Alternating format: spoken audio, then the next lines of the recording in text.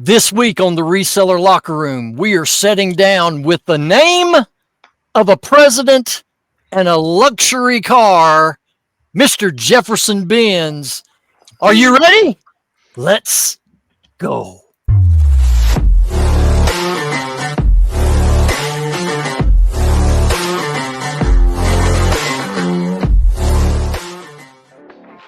Ladies and gentlemen, welcome back to episode 57 right here on the Reseller Locker Room. Joining us in this episode, please welcome Jefferson Benz, a reseller down in the great state of Florida, followed by the Locker Room clan.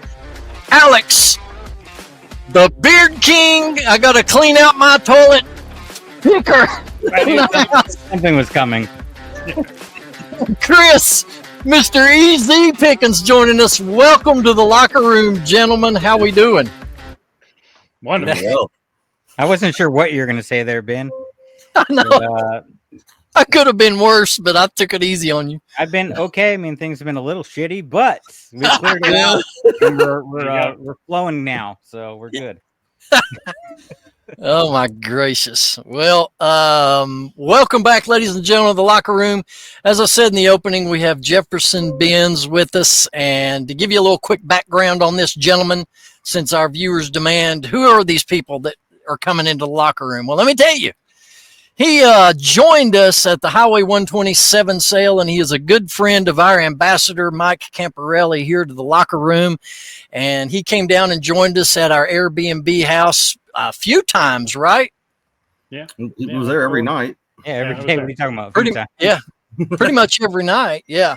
So we got to hang out. We got to go pick a little, and what a great time that was. If you don't know what we're talking about, you need to go back and watch some old highlight videos of the 127 sale. And yes, Trash to Cash boys, we're going to talk about it again.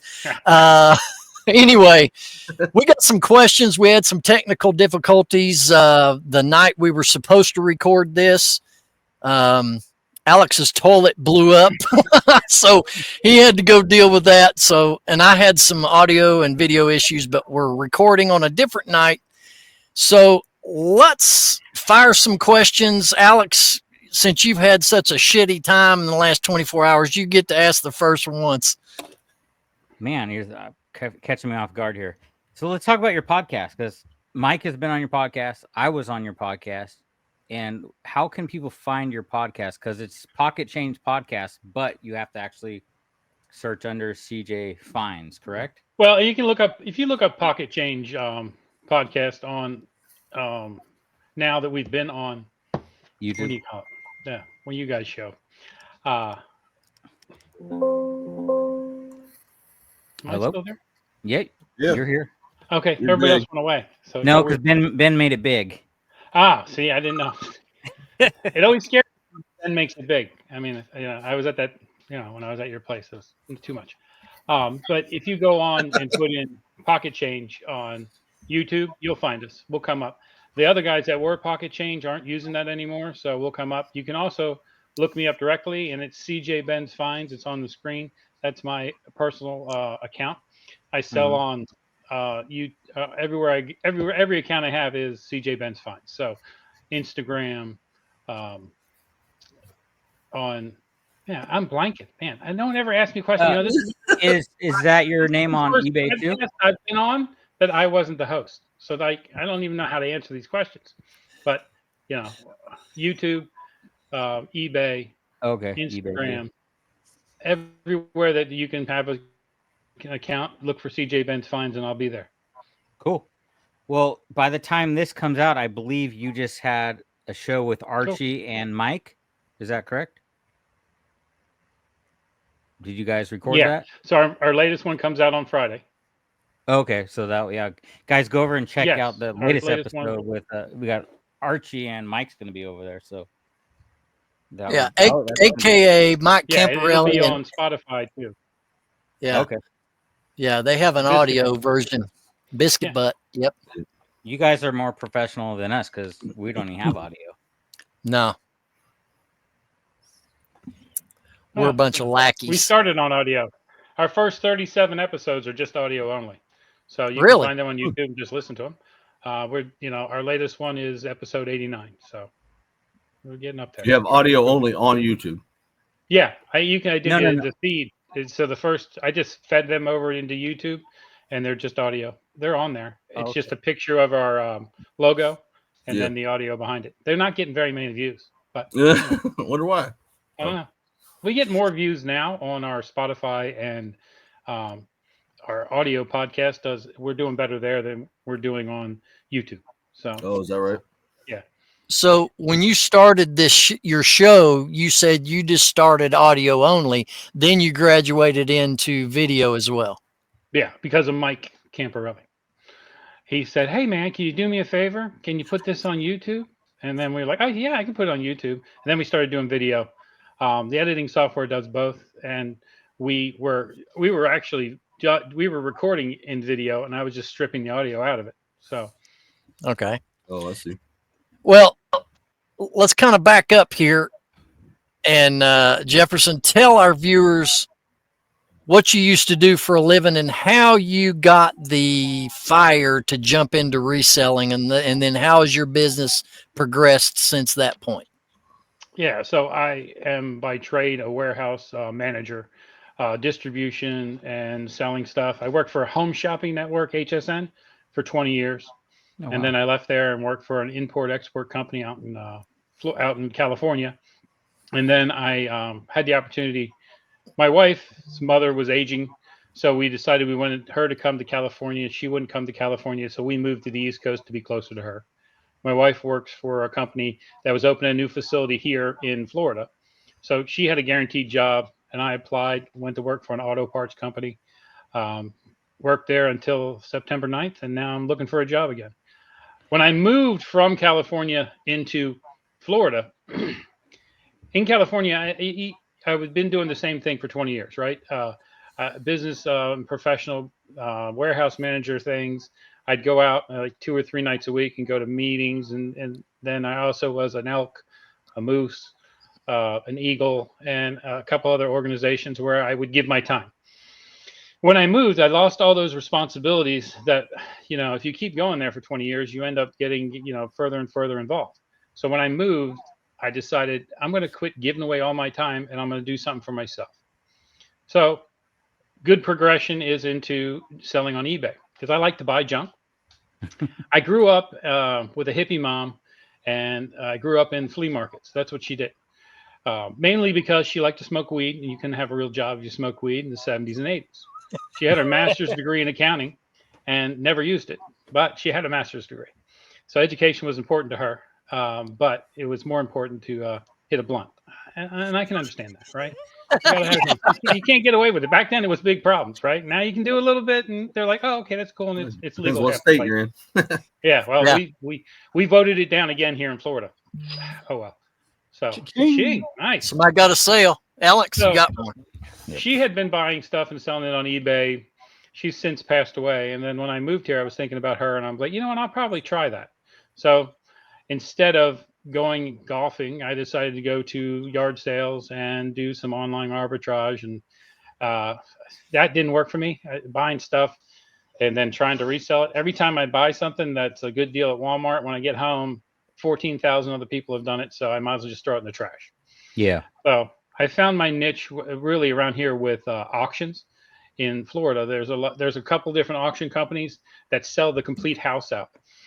Well, one of them is in 14 days, we'll empty your house. Well, in Florida, there's a lot of people that move from other states, and then they live here, and then they pass away.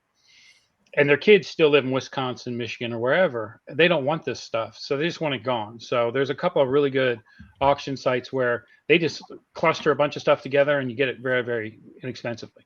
So I've been doing that now for 3 years. And now that I'm not working, I'm trying to list more and do a little more on eBay. I spent the last 2.5 weeks redesigning my garage into a warehouse. I put in like probably 20 big racks and spaced them out. So now we got one car garage behind me and then racking all the way everywhere else. Looks good. I ran out of space when I hit about 3,000 items, and I decided I needed to get to 5,000 items because that's my plan. On my podcast, if you listen to it, I have a partner, Joel, and he's going to do high sell-through rate, and he has a plan to get 620 items and then sell similar and restock those, and they'll sell out. Mine is, who gives a crap what it sells for? If I can get it for $0.25 or $1, I'm buying it, because that's what I like to do. And I think if I get myself to 5,000 items and I can sell probably 1 per 100, I would be able to make a decent amount of money, right? And so I got the space for it. Plus, I've been doing this for 3 years and I didn't need the money because I already had a job. So I've reinvested and reinvested and reinvested every dime I've made from this, other than paying the $400 a month now for storage units. But I would say I try to pay less than 10% on the dollar, and I've probably invested $70,000 worth of stuff. So I probably have $750,000 worth of inventory.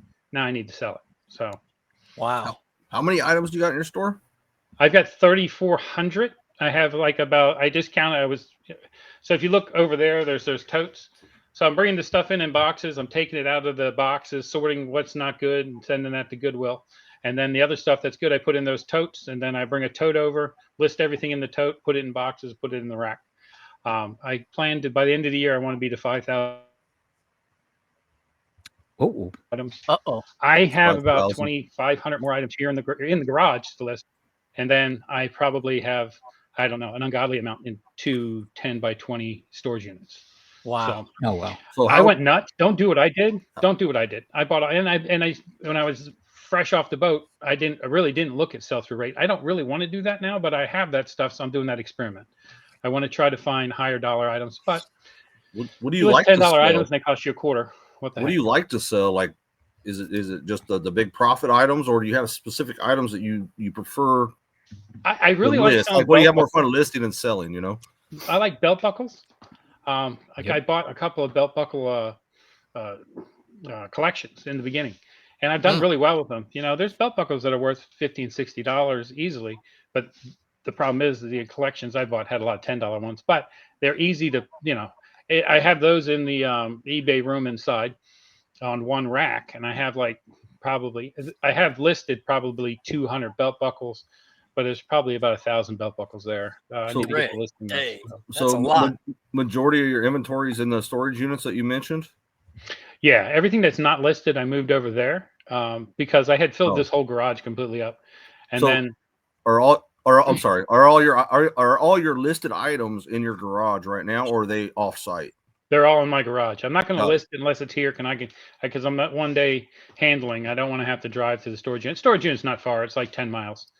And in Florida, 10 miles isn't like 10 miles in California. So what's your like 10 minutes. What? Sorry, dude. What's your inventory system like? My inventory system, I've been doing warehousing for years, so I have a spreadsheet. Once I list it, I put it on the spreadsheet. And I was taking every item, giving it an item number, putting it in a poly bag, and then putting it. And I've gotten away from that now that I've started to expand it. Now I'm doing totes, or actually boxes. I'm getting away from the totes because if you use totes, they really take up a lot of extra space and don't give you any extra. So I bought boxes that'll fit 3 wide on the shelves and fill all the space. And then I just call it Parto 1 or Tulo 1 or Funko Pop 01, and then continue to number it that way. I found you can only get about 30, 40 items in there. It's not that hard to pull the box down.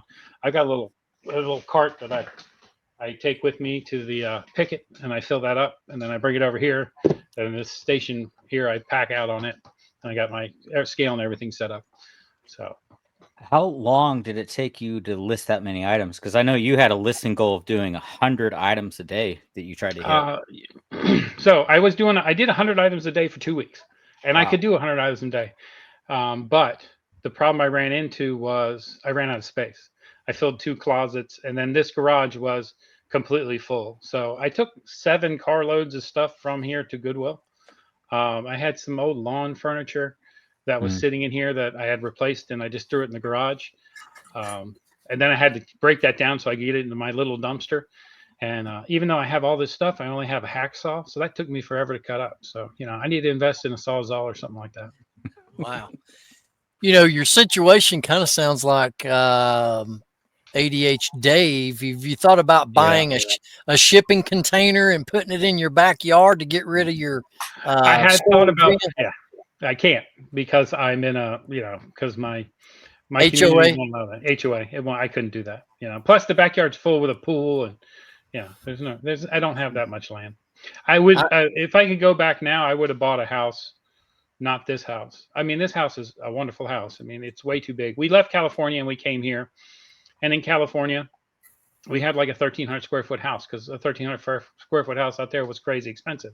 Mhm. Then we got here and started looking, and I'm like, okay, I live in a 3,000 square foot house with 5 bedrooms, 4 bathrooms. We've got a dining room that we don't even use. And we've got an office, and all the office is actually the eBay room. I wish I wouldn't have bought this house, although I do love it, and it's nice to have such a big house. But it's just me and my wife, so. And Well, there's one thing, I've got friends who live in subdivisions that have these strict HOA rules, and I don't know. Me personally, if I've invested my money in a house and property, I'm not going to pay some committee on a monthly basis to turn around and tell me what I can or can't do on my own property. I don't understand why that exists. And I mean, it's just like living in prison to me is what it sounds like.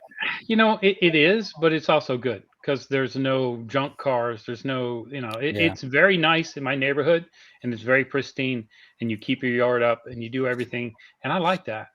Well, what? Okay. Now I'm in East Tennessee. What's wrong with having a bunch of junk cars, dude?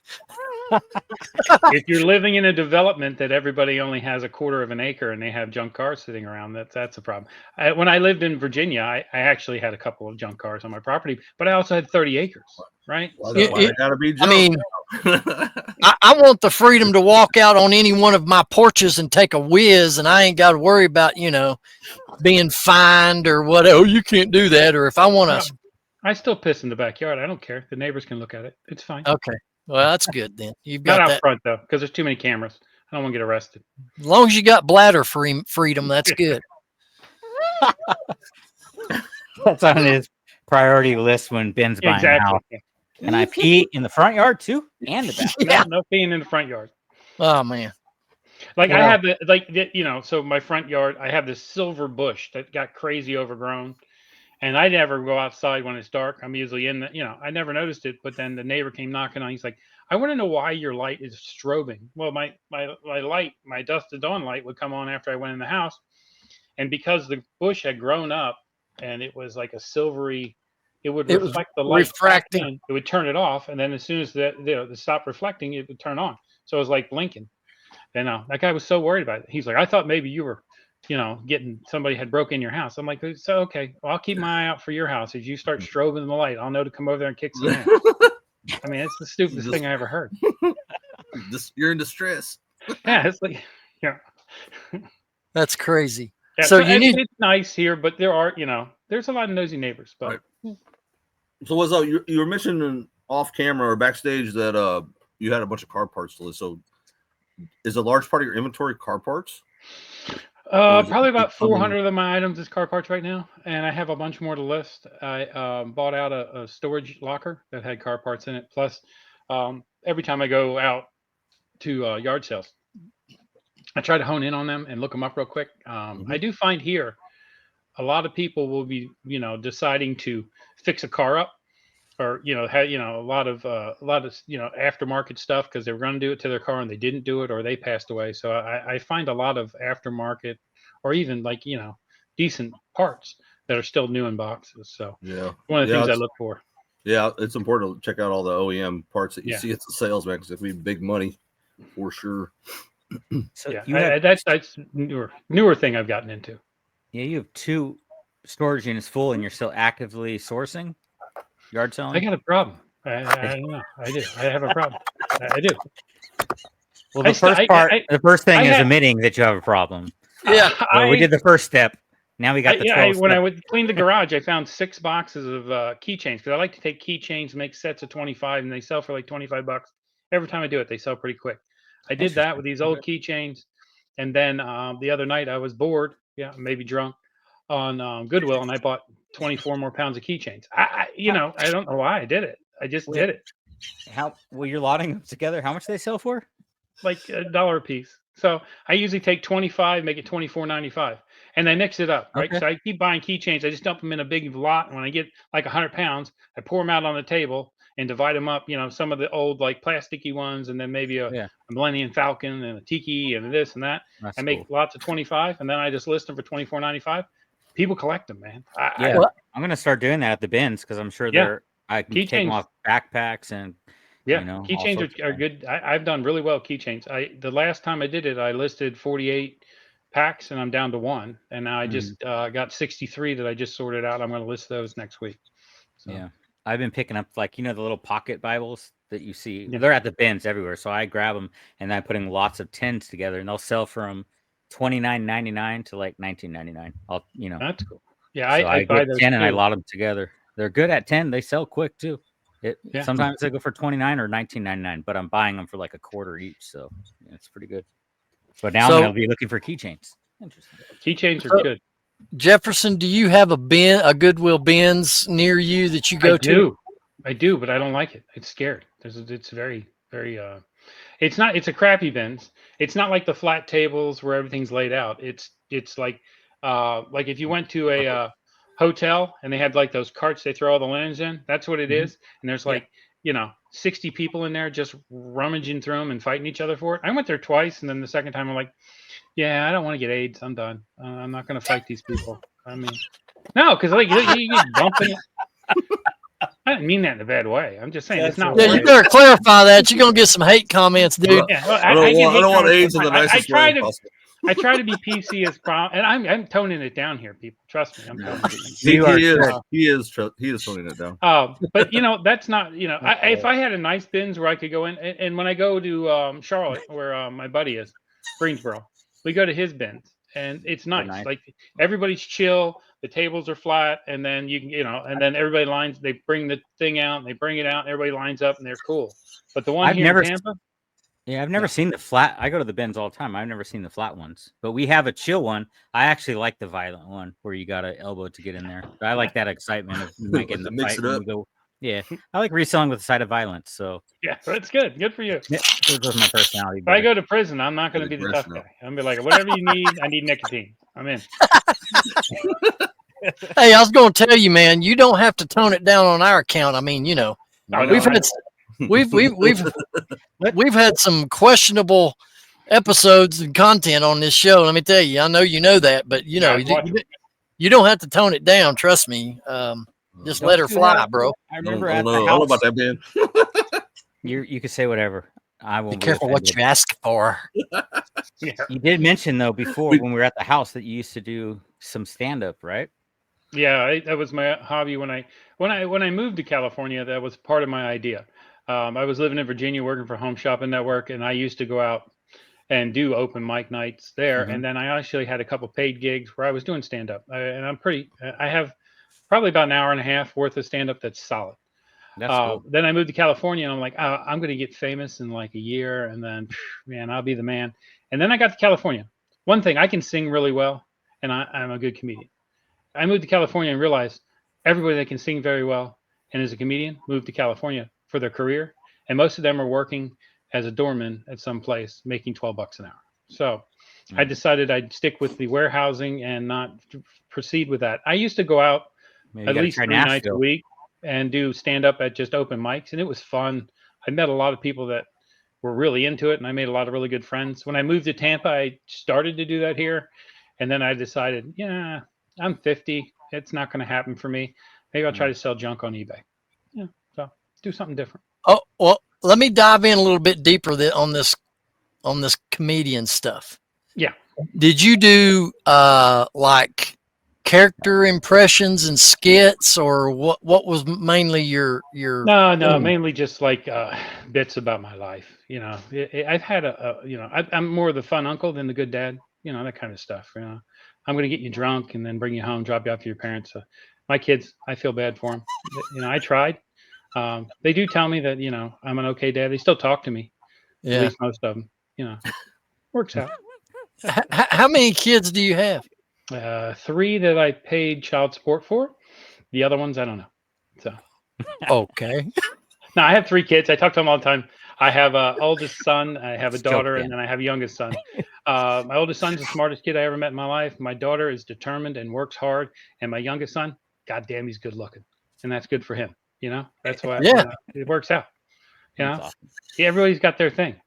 That's awesome. And he knows he's good looking. Luckily, I had the life of in my family. You know who Patrick Swayze is, right? Yeah. Mhm.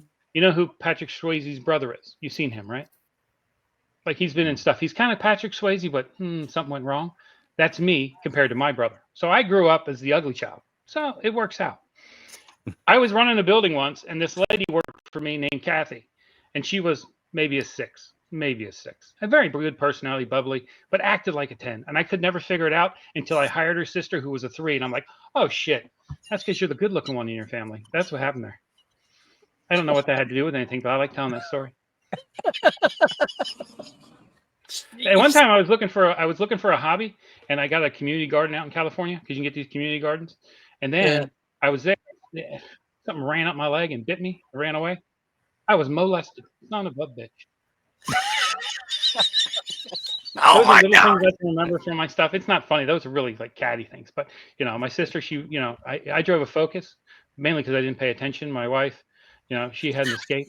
Fucking thing got stolen twice. My sister bought a Touareg.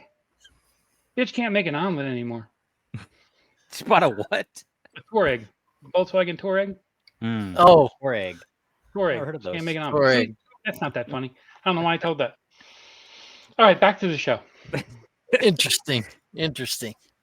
All right, I want to fire you some specific questions. I tend to ask guests this same stuff simply because I want to know, viewers might want to know the intricate details of what you do to run your business. Let's start. Okay, do you do the end and sell similar? Yes. Does that generally work well for you, or what's your experience with it? I had nothing to do at midnight, so I do it every night at midnight. I don't know. I think it does work. I do think if you overdo it, it doesn't work. I just upgraded to the bigger store, so now I'm doing it more often because when I was at the 1,000 items, and I had 2,000 items, but 1,000 of them were cards, so it was just kind of like using all my numbers. Now I've got 10,000 items. I do it a little more. I do believe it works because I just sold a little trinket like box that the item number was 3, and it finally sold. So Okay. I think it worked. Do you ever do any markdown sales or anything like that? Coupons or anything like that? I've done the coupons, never really had much work with it. Black Friday last year, I think I did a markdown sale and sold a few things. I do the promoted listings. Instead of marking it down, I'll promote it more. Okay, that was my next question. What do you generally promote at? What percentage? 47. No, just kidding. That'd be funny. 7%. Jeez. I'm at 7%. Oh, so you do 7%. Yeah. Is that store wide? Or what? Everything I list, I started at 7%. That's a good number. Yeah. I used to do 2 and I was doing 3. And then I was like, one day I wasn't having any sales. So I went to 10. Didn't really sell anymore. And then I backed it down. It seems that 7 is a good number.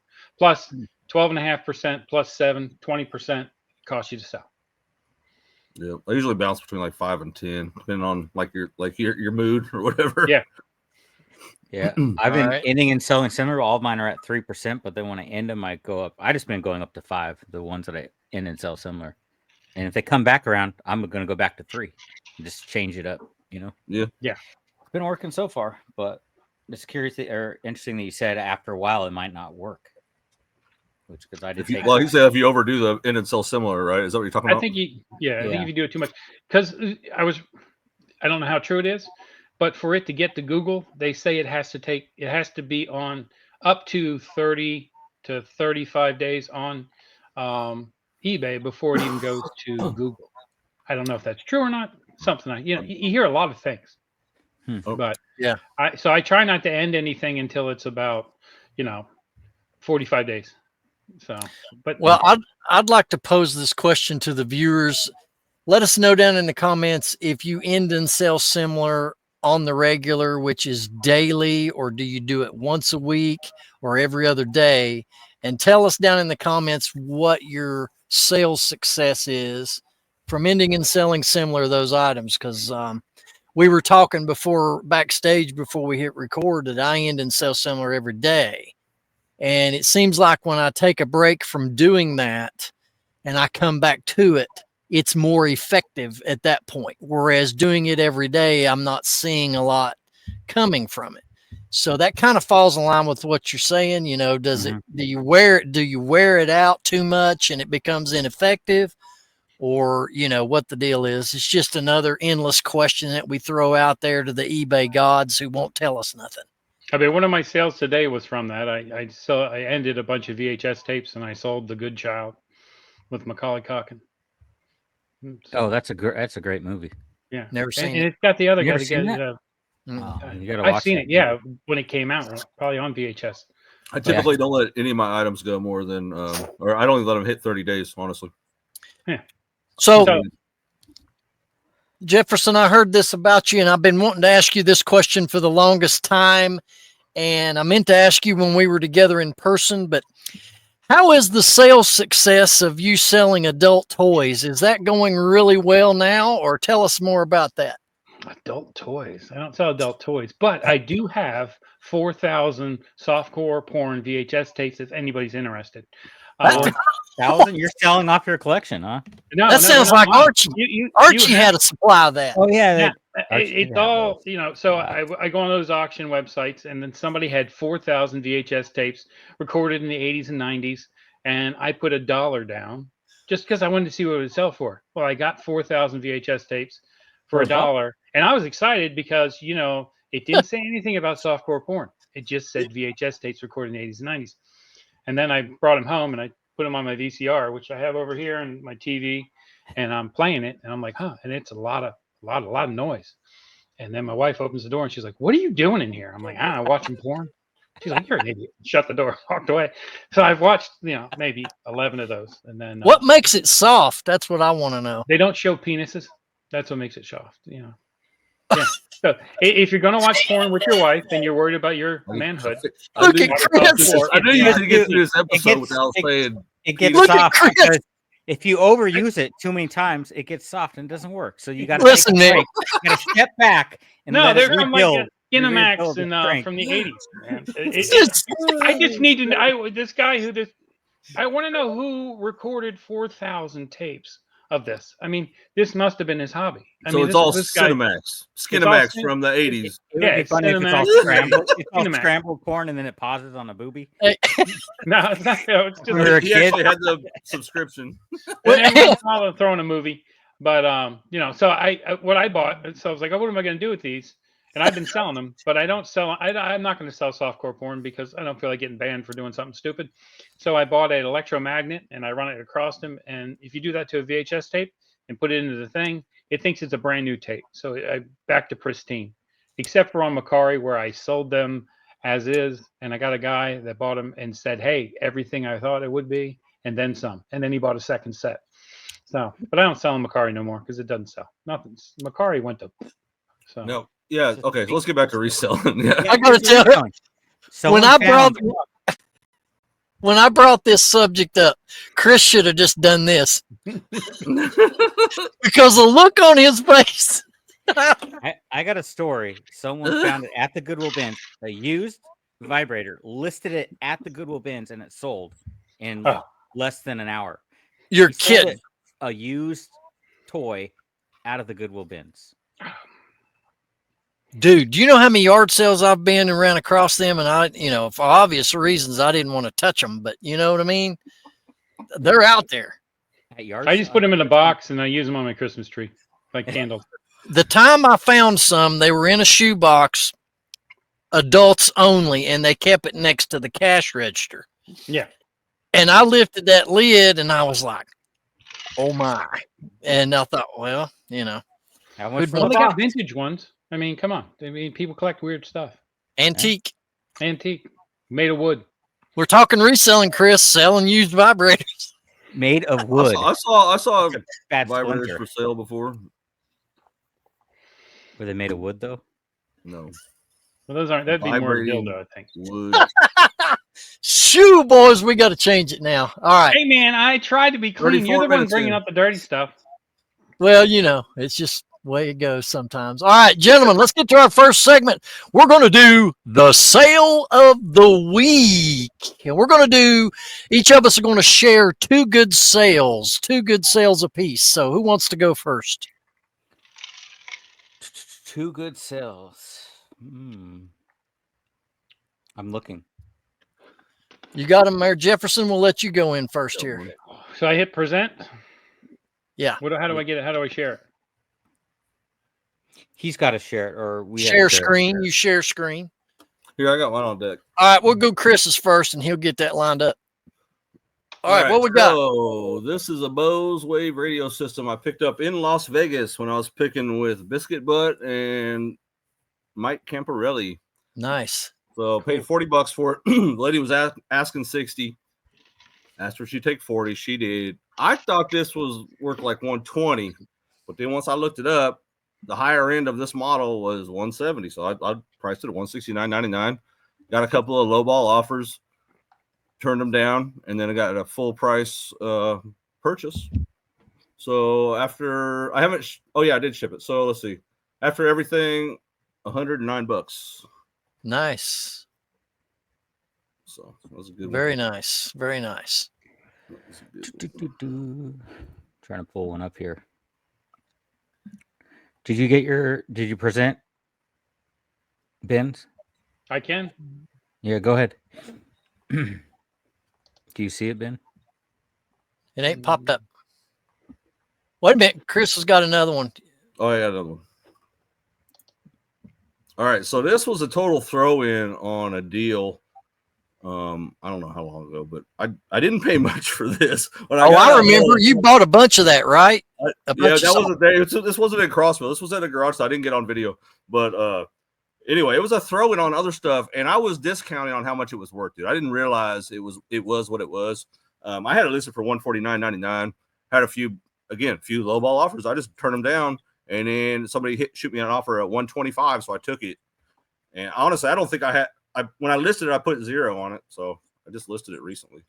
Cool. So that was cool. That's awesome. Another $100. All right. Next. You guys can go ahead. I'm still searching. All right. I'll get another one. Oh, just kidding.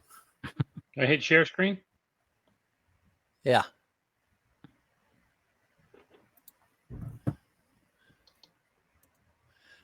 Do it. And it'll send it to me, and then I can put it up. But okay, here you go. You got it? All right. Yep. Here we go. What are we looking at? So I bought all these paintings, and I've only sold the small ones. So I finally bought the big boxes to sell the bigger ones. So I sold this. It's a poster of St. Andrews for $125, including shipping. Ended up making I don't know if this is the way you guys usually share it, but I ended up making like $70 on it. I think I paid $3 for it. So sweet. Very nice. Very nice. Does it have a glass front on it? Yeah, it's a glass. So I take them all. I put pool noodles around them. I wrap them in bubble wrap, small bubble wrap, pool noodles, big bubble wrap, and then in a bag, in a box. So, do you have another one you want to share? Sure. Pop another one to me here. We'll get another one up. Okay. I got this one. No, that's mine. How did that pop up? I'm sorry. My bad. Alex, go ahead and hit it while you got it up there. Oh, I've got that same book. Yeah. So I'm sorry. I totally just cut you off here. I don't know. I clicked the button and it popped up. So I'll share it real quick. Man. This is the one I got an offer on. I think last episode I was talking about was $60 on this book, and I had it listed for $119, but I put it on sale 15% off for $101. You have this book, Ben? I have the same book because Charlie Hodge, which he was Elvis's right-hand man, he performed at Memories Theater in Pigeon Forge years ago, and I bought the book at Memories Theater and had Charlie sign it, and I've got it in the house. Well, it's $130 book. I'm selling it. Yeah, so it sold for $101.96. You know, it cost me less than a quarter probably at the bin. So it's a very light book.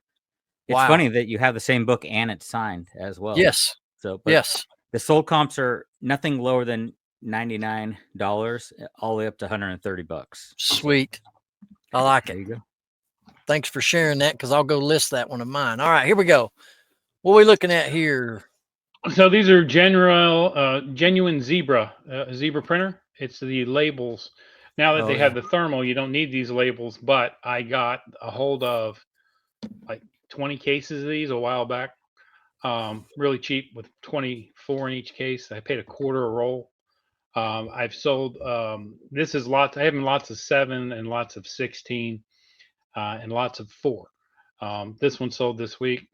So I had 7 times a quarter and 55.95 plus the shipping. I ended up making like $65 on this because the shipping was a lot cheaper than expected. Yeah, there's people still using those apparently then. Yeah, they sell really well. I mean, for a quarter a piece. Cool. So All right. Now this is a ceiling light shade that I bought 2 of them, and I bought them back in the spring at a yard sale and paid $50 for 2 of these. They're identical. Sold one earlier this year, and this one sold for $100 plus shipping, but I'm already in the profit after I sold the first one. So that is that. So all gravy. Yes. That's Alex, great. you got another Those one? were cool. They got an English dictionary. This is 1971. I just showed on here. It just sold for $42. nice. Nothing crazy, but it was huge. This box was like this big, and I couldn't fit it on the shelf. So I was just glad that it sold to get it off the floor before my poopy water flooded it and got it wet. So I shipped it off today. It didn't fit on any of the shelves. So it was sitting on the ground. So I'm glad to I'm trying to move all the big bulky items, like big books like that. I don't care what they sell for. I just want them to move. And I paid $2 for it for $42. So $2. Hell yes. All right, I got one more. It's not really a big one, but I think it's pretty neat.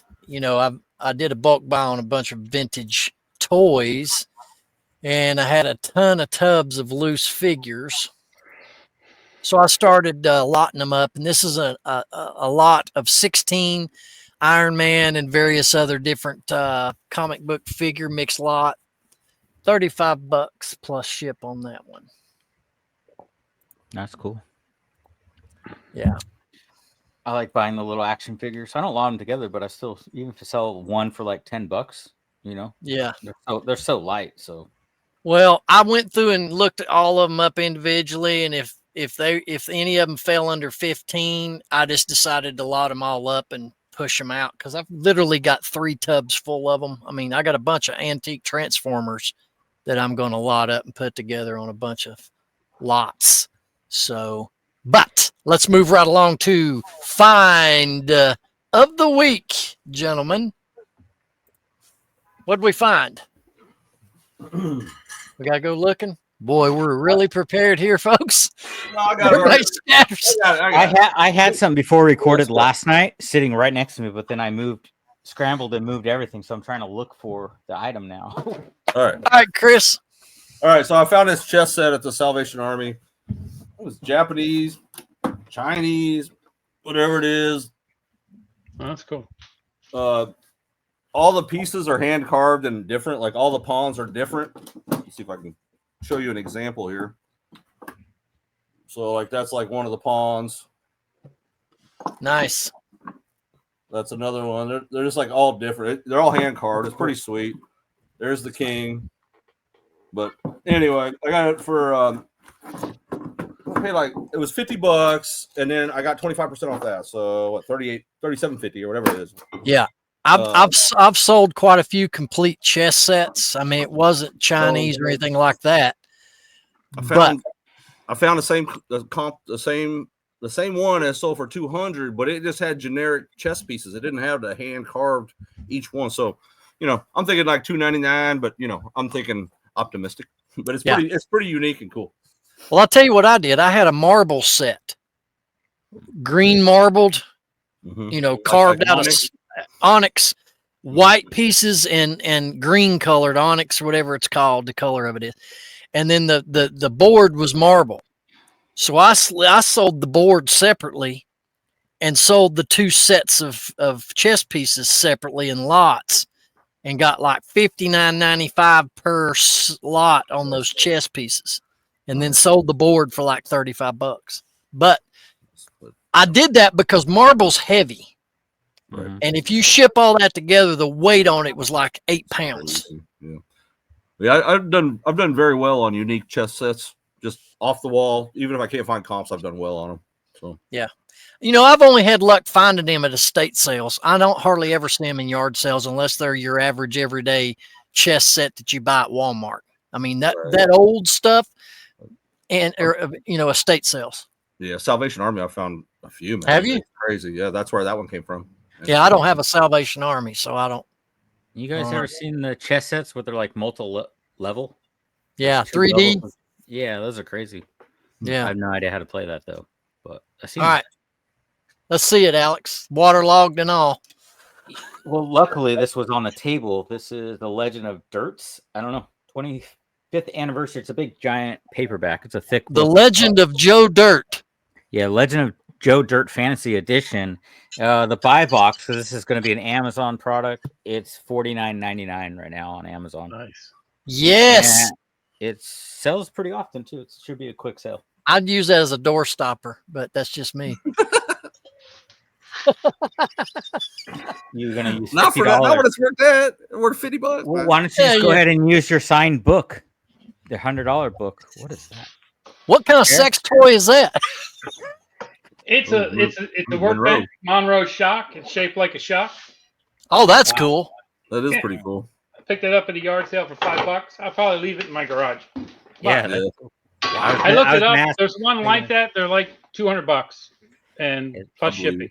That would be a pain. Yeah, well, there's one for like $2.99 free shipping, and then there's one just like that for like $150, $169 shipping. Must be some kind of promotional thing. Yeah, it's definitely it's shocks and struts. It's probably for in the stores. Somebody had it in the garage sale, $5. I'm like, yeah, I'll take that. It's neat looking. So that is cool. That's my find this week.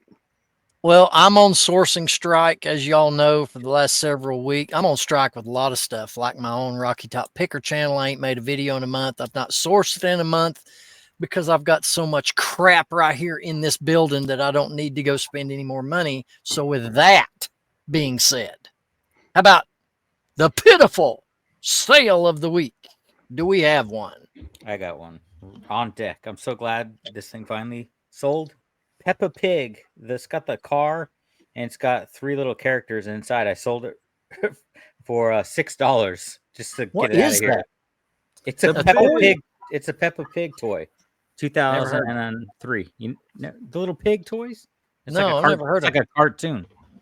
Anyways, I bought a whole lot of them like last summer, and they did not sell at all. So I'm just any offer. Go into my store, guys. Look for Peppa Pig. Send me $1. It's yours. Well, mine was pretty straightforward. It was a golf club head cover, a Callaway Big Bertha Gym steel head plus head cover for $8 plus shipping. $8. It's worth more than that. Nah. Was that an offer? Dude, I've had these head covers for almost 2 years, and I'm still selling them. You've been in the profit for a whole year or year and a half already. I missed the head cover part. Sorry. No. Head cover. Yeah, I've been in the profit on those head covers. I've been in the profit the first 2 weeks that I was selling them. And that's been almost 2 years ago. That does that really qualify for Pitiful sale? I don't know. I think so. It's all gravy. Jefferson, what is the most expensive belt buckle you've ever sold? I sold a 4x4 Stomper competition from 1984 that I sold for $98. That's awesome. So it's cool. The Stompers, I guess in 1984, they had a competition where they actually raced them, and there was belt buckles. There was I think 492 sold or, printed. I just happened to have that in one of my things that sold for $98. Do you have a Pitiful sale or? I don't have any Pitiful sales. No, okay. 90% of my sales are Pitiful. Go ahead, Alex. You know, Oh, I was just talking about. I sold it's like the International Harvester belt buckle, like from the agriculture. That's like a $70 belt buckle. yeah. So Yeah, if you can find ones that were low run and they didn't make a lot of them, there's right now I have somewhere I just got a bunch of on because I bought stuff I shouldn't have bought on auction. Cotton, like from the 70s. It's just like it looks like it says cotton, it's American Pride on it. But I got like 24 of them for like $1 a piece, and they seem to sell for about $35. So Wow. I got to get them listed. yeah. My pitiful sale this week would probably either be sockets that I have a crap ton of that I'm selling for $3.95, or I've been selling a lot of Matchbox cars. I bought somebody's Matchbox collection. I paid 50 cents a piece for like 500 cars. In the first like 10, I made back all my money. But now I have all the other ones listed because, when I was listing 100 a day, I wasn't very, determined on what I was listing. So, but I sold like a 1971 Plymouth GT for $3.92 plus shipping. End up making like $2. But, keeps the numbers How long going. has it been? You've been full-time, pretty much forced into full-time reselling for a couple of months now? Yeah, since September 9th. I've been doing this. And is it coming? I don't know if it's matching what you were making before, but if it was, you would still pick to go to a job just because you like working in a normal job, I guess, over reselling. Like, what's your thoughts being full-time now that you've had a couple months of doing? What's your thoughts on it as a full-time job? I'm lazy. That's my thoughts.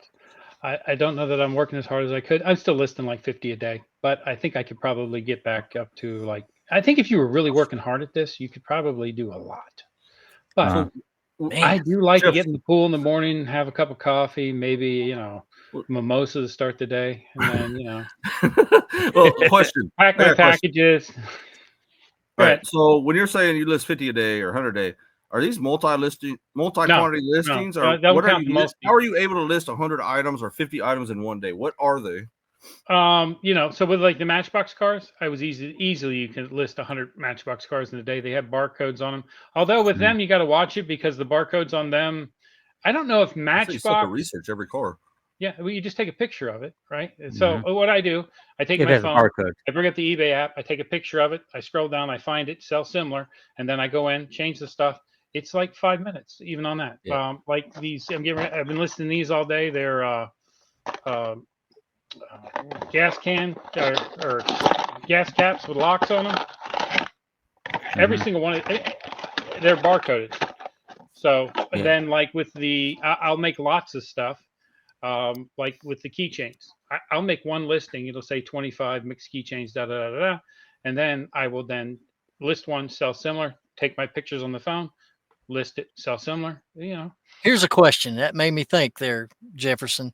Do you mainly do all your work on your eBay store through your phone, or do you have a desktop that you also use? So I found that if you do it on your phone, you can do it much quicker, but you don't want to put it in the category. You don't want to do you don't want to make it available for offers. And you don't want to put it on. You don't want to do all the fine tuning, right? So I will go and I will list it and do like just the item, the price, the weight, and then list it. And then I will get a whole list. I'll fill my box. I'll know that it is in box, part 23. Then I'll go to my PC. I'll bring up all those listings because they're the ones I just listed that don't have a set SKU, highlight them all, and then I will put it in what I can, and then in one click I can do 30 items and promote them, put them into the custom SKU. I can make offers available, and there's one other thing I do which I can't think of.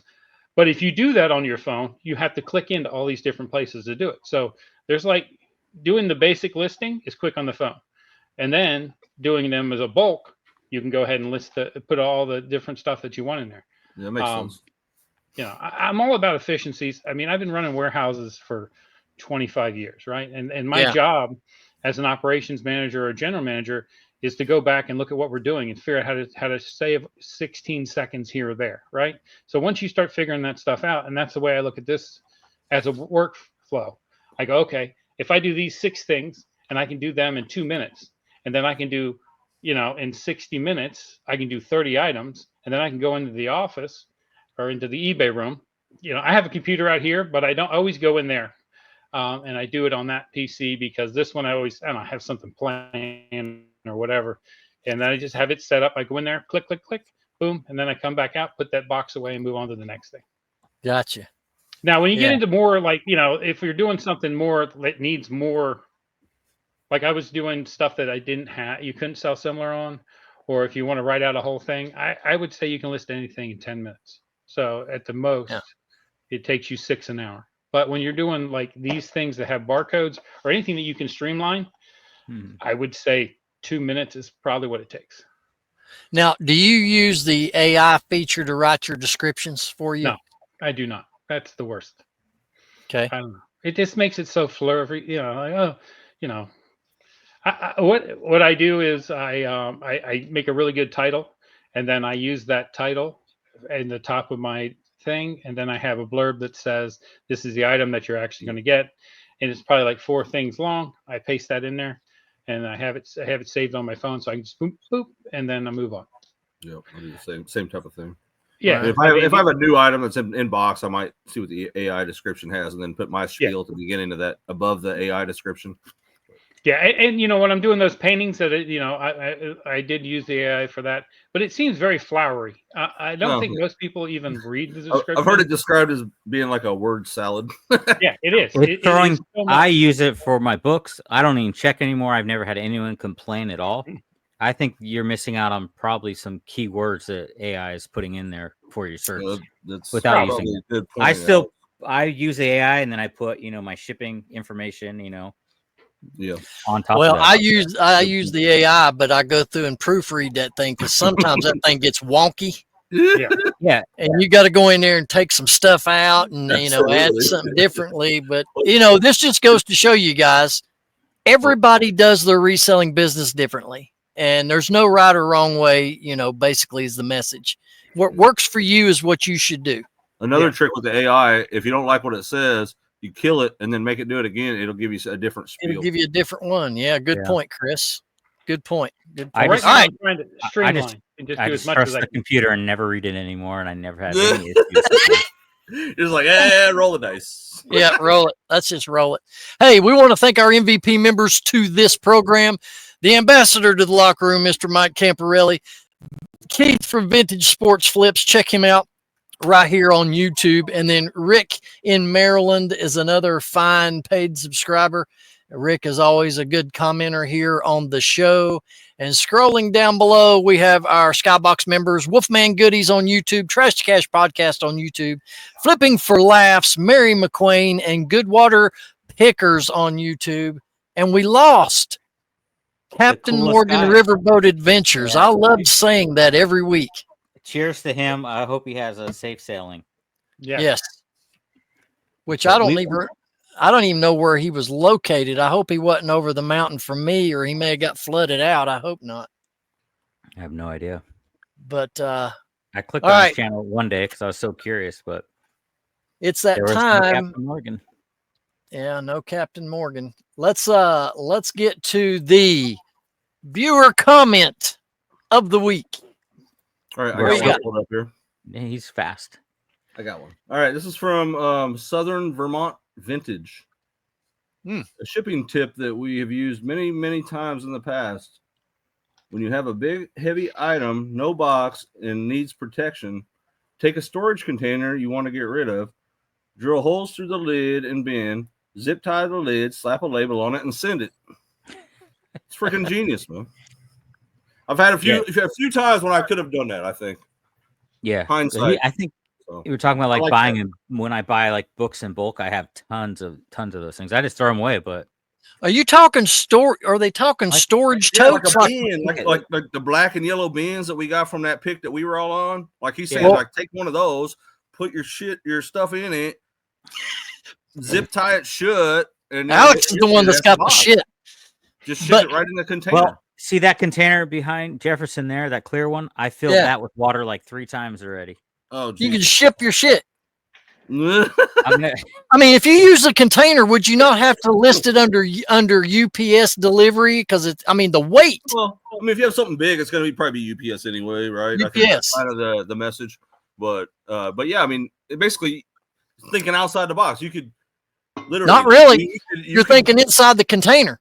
Yeah, but just thinking different, right? You always think gotta have it in a box. Gotta have it in a box. Well, you know, yeah. not I necessarily. don't have any containers that I'd want to get rid of because I use them all. I get them all the time in I have so garage many. I sales, just throw dude. them away. Yeah, I have so many of them. When I do big buyouts of books, they're all filled. Dude, I was taking a bath when the hurricane came through. I was taking a bath in one of these containers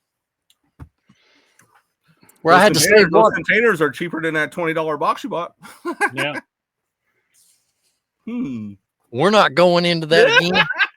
I've been using. I got a bunch of poly bags that I got a good deal on. So I've been taking corrugate and cutting it in strips. And Yeah, then Alex. Put an item in there, and then I will zip tie it to the box or to the corrugate, and then slip it in the bag. Things ship that way. There for a while, Alex was shipping everything in a poly bag. Well, he sells boxes. I mean, he sells books. I mean, I've moved to strictly mostly bubble mailers now because I was wrapping the book in bubble and then I'd throw it in a package. But I'm trying to save time, so I just bought the bubble mailers. Makes sense. But I'm still putting $30, $40 books in boxes. Yeah, nicer, higher end ones, but $9 or under $20, they go in a bag. You have something to say, Ben, or you just have that stupid look on your face? Well, I was just, last week's show, I kind of put Paige on the spot. Jefferson, we always give our guests an opportunity to give the last word of the episode. So start thinking now while these other two characters talk about their other YouTube channels, and then you want to share yours, and then we're going to go to your final thought. So, Chris, go first. Right, where do we need to go, man? Easy pickings, just like it says right here on the screen, right there. Dude, I dropped a video on Football Sunday. It didn't do anything hardly. I thought if I dropped it early enough, but yeah. Anyway, I got a video out. Go check it out, man. It's nothing crazy, but there are some good flips on there. I purposely didn't show my find of the week or my best stuff of the week because it's on my video. So go check it out. I dropped a car show video also on Easy Cruising. So, Alex, I made that mistake, Chris, and I put out a video on election day, and it did not do well at all because people were caught up watching that or stressed over that. So do not do that, or on probably Sunday. So, I have Beard King Picker. I just put out a new video today, so go check that out. It has belt buckles in it. Slayer. And if you're Slayer belt buckle, I think that sold for like $30. That's killer. And then if you like reading, I do a show with my wife. It's Book Dust Media, where we do book reviews, me and my wife. So those are the two channels. Where can everybody find you, Jefferson? cjbenzfinds. Look that up on any social media, and I probably have the account. On Pocket Change is what is my podcast. It is on all streaming. Everywhere you stream it, you can find Pocket Change. Don't be confused. There's an old Pocket Change. They're not as good.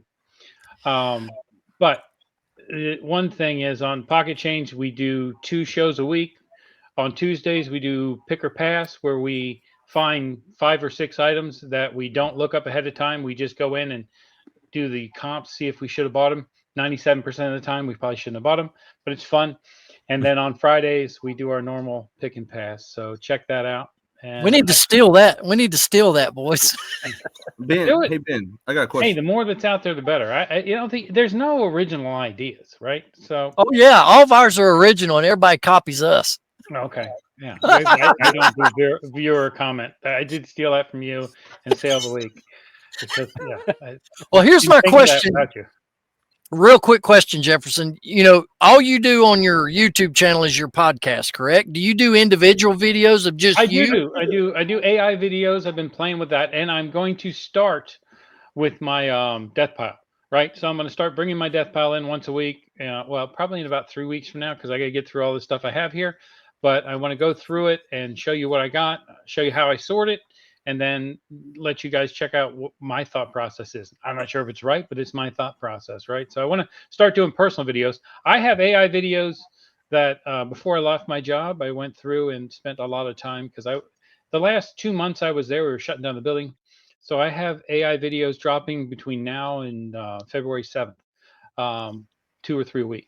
So they're, on different like 90s favorite toys. And I figured out this AI video program that you could go in and you could, it was like $200 if you got the big package, but if you got the small package for $25 and then used it within 2 days, you could then trick it into giving you 30 days of that back. So it ended up costing you like $50. So, 300 minutes of AI video. Check them out. They're pretty good. Some Cool. British people speaking, some women, not just me. I did teach it my voice, but it said, no, you're an idiot. So, yeah. So my final thought, my grandfather says this all the time. No, not yet. Okay. Not yet. I got a question for Ben. Ben, real quick, while I was thinking about it, are you any plans on, speaking of your channel, by the way, any plans on making or doing a video on your toy buy or any of that vintage toys that you bought? Did you get any footage of it as you've been going through it? Well, my last video, I kind of scanned through some of it in the tubs in the last video, which is over a month ago. And a lot of the other items I've already sold. And, I'm one of these, when I started doing my channel, I started doing what sold videos, obviously. But back then last year and early part of this year, I had a good amount of sales that would give you, 8 to 12 minutes worth of content of sales. But the way sales have been running the last 6 months or a little less, I'm not one of these, unlike Wolfman Goodies. He'll do a video if he has 0 sales. I basically don't have any ideas on what to even do a video on. So don't give up on me if you've subscribed to the Rocky Top Picker channel. I am going to do some stuff. I just got to figure some stuff out. And so that's where I'm at with the RTP channel. And after a week of no videos, I unsubscribed, Ben. Yeah, I understand. No, I just wanted to see a lot of those toys that you've been. I'll resubscribe if you put out a video. Well, I'll resubscribe. Yeah. Well, I didn't want to put you on the spot. I was just curious if you had got any footage that you're working on for the. No, not that buy, other than some recapping I did at the end of the last video that's currently showing on my channel. That's all I did on that. But I will be coming with some new content, which will have my new love interest appearing in the videos with me. So I don't know if I'll have anything out by the next month or so because holidays gets crazy and I've got I can't drive there. So next month I'll get with you and we can shoot some videos. Yeah, that works. Oh, I thought he had a blow her up first. I don't know. Yeah. Anyway, but no, but yeah, so stay tuned to the Rocky Top Picker. I've not abandoned it. I'm just getting things lined up on what I want to do. I'm changing some directions on the channel. And I just want to be sure that it's exactly what I want to do before I film it. And now, ladies and gentlemen, we want to take the opportunity to thank Jefferson Benz. I love that name. Coming on the show. And Jefferson, what parting words do you have for our viewers? So one thing real quick. My mother thought she was setting up with a president. My name is Jefferson Taylor Benz. She thought I was going to be a president. Turns out I'm a junk dealer just like all y'all. But my grandfather always used to say to me, don't take any wooden nickels. And it really stuck with me. But last week, I actually found a bunch of wooden nickels at a yard sale, and I bought like 4 binders of them. So we'll see if they sell. So maybe he's wrong about the wooden nickels. Because they used to use them, I guess, for like drinks and stuff at different places. That's all I got. I've always heard you ain't worth a plug nickel. You ever heard that expression? Or that's not worth a plug nickel? Or is that just a hillbilly thing? It's the hillbilly thing. Oh, y'all suck. I've heard the wooden nickel thing. You've not. Yeah. Never mind.